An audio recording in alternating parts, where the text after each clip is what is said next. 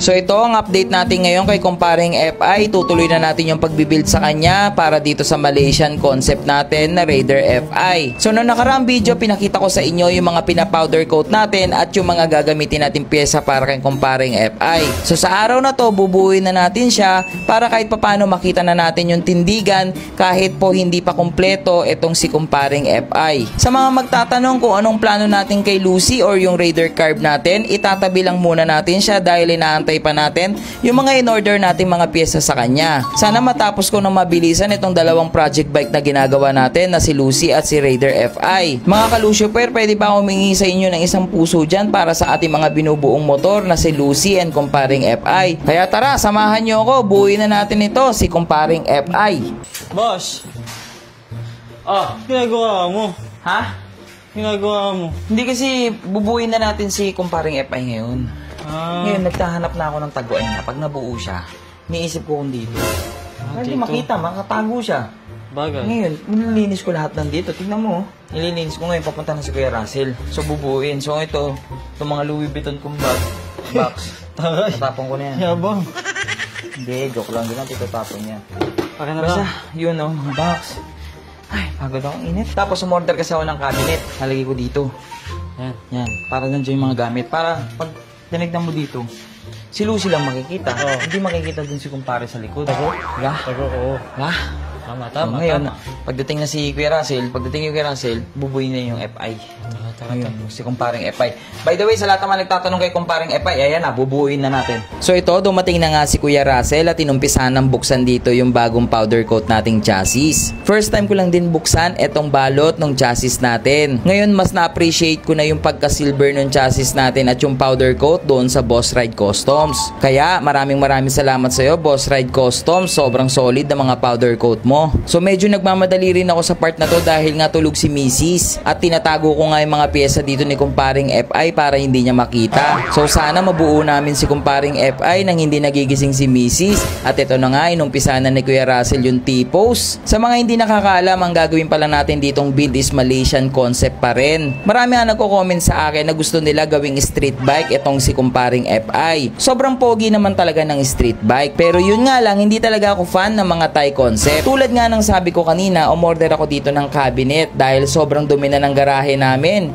Hindi na mukhang garahe, mukha ng bodega. Hindi ko rin sure kung matibay ba ito, pero kasi ang gusto ko lang naman ay luminis na dito sa garahe at mas segregate natin yung mga gamit natin. Dito rin natin ipapascale yung mga brand na pinapadala sa atin kagaya ni V-Lane, kaya V-Lane baka naman. So habang ginagawa ni Kuya Russell si kumparing FI at ako ginagawa ko naman yung cabinet, bigla na namang may dumating na pyesa para kay kumparing FI. Babayaran ba yan? Ay, balik na lang natin. Kasi alam ko walang bayad yan eh.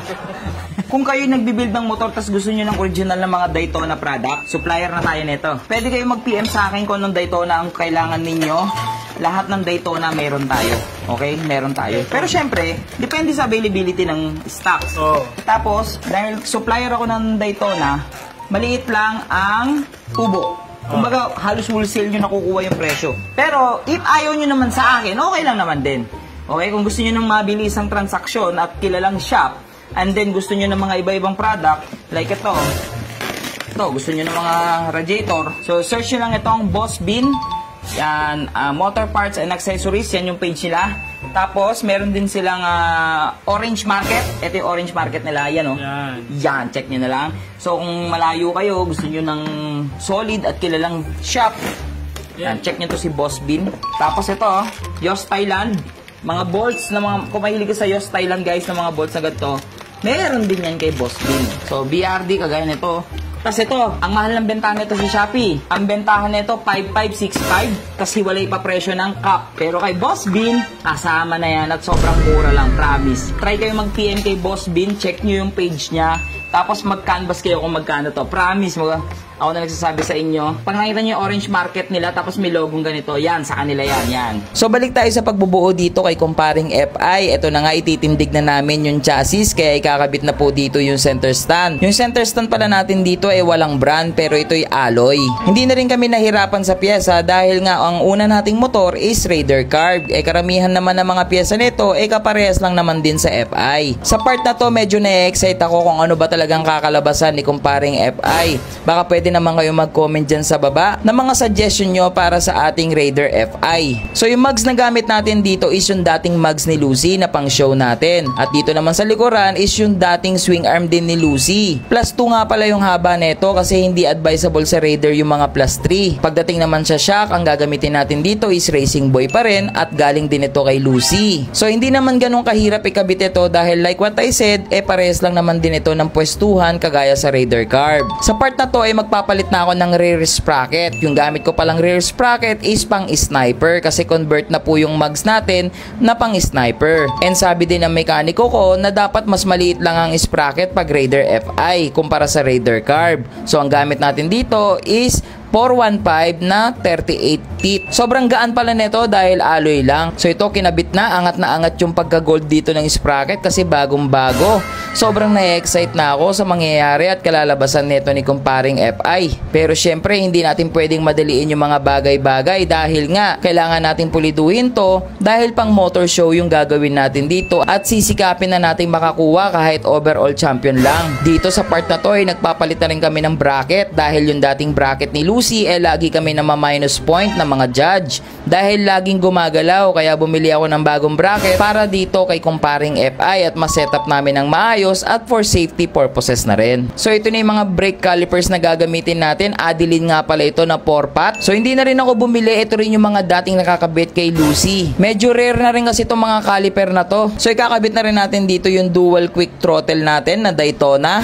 By the way, hindi naman sa nagmamayabang ako, lahat po ng kinakabit nating pyesa ngayon dito kay kumparing FI lahat po ay original. Hindi po tayo magkakabit ng peke dahil nga po pinapasok natin sa motor show ito at yung kanyang category is pro category. So sa pro category po kasi bawal po ang mga peking parts. Again, uulitin ko, hindi po ako nagyayabang. Meron lang po talagang mga designated category pagdating sa mga pyesa, pagdating sa ating mga motor. Dito sa part na to ay kinakabit na natin yung shifter. First time naglabas ng Rapido na pang Raider FI. Normally kasi na mga nire-release nila na shifter is pang sniper lang. Medyo may kamahalan din tong shifter na to pero worth it naman. Sobrang ganda niya at ang ganda ng texture niya. So medyo hindi na maganda yung pakaramdam ko kasi magigising na ata si Mrs. kaya pinapabilis ko na si Kuya Russell at ito kinakabit na namin yung front caliper. Same pa rin, kay Lucy rin po galing yan dati. Kuya Russell, bilisan mo nakabitan mo. Bilisan mo, magigising ni Mrs. ko. Grabe.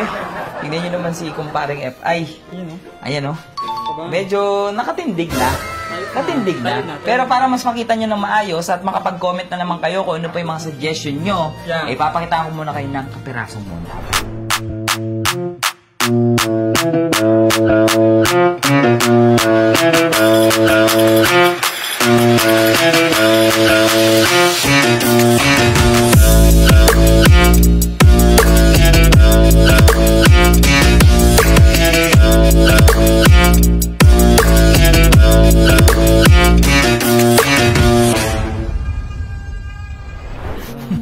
Pagod na ako, ligon-ligo na ako, shit.